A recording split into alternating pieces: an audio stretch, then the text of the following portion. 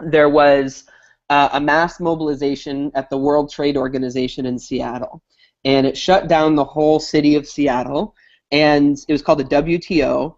And one of the major complaints with this giant financial institution was that they were running basically the global economy without any accountability. And so activists with the Ruckus Society and Rainforest Action Network dropped this giant banner with technical climbing skills in front of this thing that's called the Seattle Space Needle, which is a prominent landmark in Seattle. And the message didn't have the words WTO with a big no sign around it, or it didn't say fuck the WTO, or express what we believe about the WTO. It framed it as a clash of values. It has democracy going one way and WTO going the other. So any onlooker can bring their existing values to this image and then make their own choice. Oh, if you believe in democracy, then you might have a problem with the WTO because they're going in opposite directions. So that's an example of this concept of framing that we'll talk about in a bunch of the stories. So I'll go a little bit more in depth. Starting in about 2006, I was part of a campaign in Canada that was going after the Canadian tar sands. Have folks heard of the tar sands? Should I give any background on it? No, I don't think we need the background. Great. So we had a campaign. It was somewhat similar to a divestment campaign. It was a little bit different. We were campaigning against the Royal Bank of Canada for their investments in tar sands infrastructure. And so the differences between that and a divestment campaign is we weren't trying to get institutions like universities or city governments to pull out their portfolios. We were trying to get this one particular bank to pull out its investments in tar sands infrastructure. And we had spent a good year and a half campaigning without really any luck. A big part of what we were trying to do with the campaign was put pressure on the CEO. His name was Gordon Nixon. And we were trying to, he was our primary target, and we weren't getting anywhere. He didn't care what we had to say. He was unfazed by a lot of our tactics. We did all kinds of different sorts of protest techniques and different stuff ranging the spectrum, and we were getting nowhere. So that's Gordon Nixon right there. He looks like a very upstanding guy. And we found out, we were doing some research. We were saying, well, what is a secondary target that we could pressure? Who has his direct ear and could exert pressure that we could maybe get some more traction with, because we couldn't get traction with him. And we found out that his wife, Mrs. Nixon, actually has a public profile in Canada as an environmentalist. And there is the public narrative that she votes liberal and he votes conservative, and oh, isn't that interesting? And she's actually had some influence on company policy in the past. So we were like, okay, she's fair game, dude. We are going after your family. And so we decided, we picked his wife as a target, and of course there's interesting ethical considerations about that. In this case, we decided it was appropriate because she was a public figure. We probably would not have made that choice if she was just his wife. So what we did was we started by wheat pasting all around Toronto this message completely out of context. It just said, please help us, Mrs. Nixon. And for about a month, grassroots activists around Toronto wheat pasted these signs everywhere, coating the city, covering giant billboards, making them say, please help us, Mrs. Nixon. They went to the neighborhood where the Nixons live and put the signs up in the mailboxes of their neighbors. We put them up at their country club that they go golfing at, and created a little bit of a buzz. And in Toronto, wheat pasting signs is legal, but they get taken down immediately by the garbage workers. And the garbage workers had a union that was about to go on strike. And so we met with the garbage workers union and had an agreement that we would come out and support their strike if they left our signs up for about a month. And they agreed to that. So we had a situation where all over Toronto, every other kind of sign was being taken down, but these were up. And it created a little bit of a viral buzz, and all of the local Toronto weekly papers were like, what is this? What is this, please help us, Mrs. Nixon? Is this like an edgy guerrilla marketing campaign for a new movie? Is this blah, blah, blah? And there was all of this speculation about what it meant. And we had at the time an executive within the company who was sympathetic to our campaign. And I can't divulge his name, but he couldn't publicly speak out. But what he could do was give us behind-the-scenes information. And so he started forwarding us email chains from the executives of the company. And the company was already freaking out. They had no idea what this was. It totally caught them off guard. They didn't understand what it meant, but they were threatened by it. And they even spent thousands of dollars flying up a retired executive to strategize about what to do with this please help us Mrs. Nixon thing. He also sent us emails from inside the company that were people who worked in the headquarters in Toronto, and they were like, oh, what is, they thought it was actually a marketing campaign from RBC themselves. And so they were getting really excited to see what's the new thing that we're going to unveil. So we built up this long buzz until we came to our action day.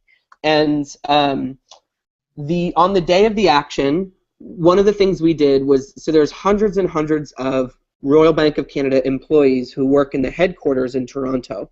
And it turns out that they live in just a couple suburbs of Toronto, and they all take the same two highways to get to work.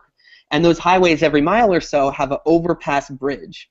So we had people dropping banners on those overpasses that morning during their commute. And every other banner said, please help us, Mrs. Nixon. And then the next one after that had a radio station to tune into. And we were broadcasting pirate radio. And on the radio station were testimonials from Indigenous women who lived in the tar sands talking about their families dying of cancer as the result of Royal Bank of Canada's investments. And we don't have any way to measure how many actual employees tuned in, but thousands of people who are on their commute did tune in. And so that was the first part of the action that involved sort of this creative guerrilla radio thing. Then when people started arriving at work, we had people with these banners riding around with bicycle banners and with little postcards that had information about the tar sands, and they said, please help us, Mrs. Nixon. We had a few people dress up in suits and go into the headquarters pretending to be RBC employees and riding the elevators all morning. And so they'd chat up the other employees and say, hey, did you hear about this thing? Did you know that we're invested in the tar sands? I can't even believe that. I don't want to work for a company that's invested in the tar sands. Look, someone gave me the stack of flyers. You want one? And so it created this buzz inside the company. And one thing that was different on this day was they all said, please help us, Mrs. Nixon.com. And so that website, please help us, Mrs. Nixon.com, let's see if with the next, well, I'll get to this picture in a second. But on the website, we did a video of the executive director of our organization, Rainforest Action Network, sitting in front of a fireplace in soft light, with pictures of his children behind him, wearing slippers, giving sort of a snarky plea that was sort of serious, sort of playful, towards this guy, Mr. Nixon's wife, saying, look, Royal Bank of Canada has an opportunity to become a world leader in renewable energy. And right now, y'all are on the wrong side of history. We've tried everything to reach your husband, and he won't listen to us. But Mrs. Nixon, he'll listen to you. Will you tell him tonight that you want to pull these investments from the tar sands? Will you help us? Please, Mrs. Nixon, will you help us? And it was a hilarious video. And two Indigenous women, Ariel Deranger and Heather Milton Lightning, did a technical direct action where they scaled these flagpoles that were gigantic, and they dropped this giant banner that said, so those are the flagpoles, and this is the banner. It said, "Please help us, mrsnixon.com."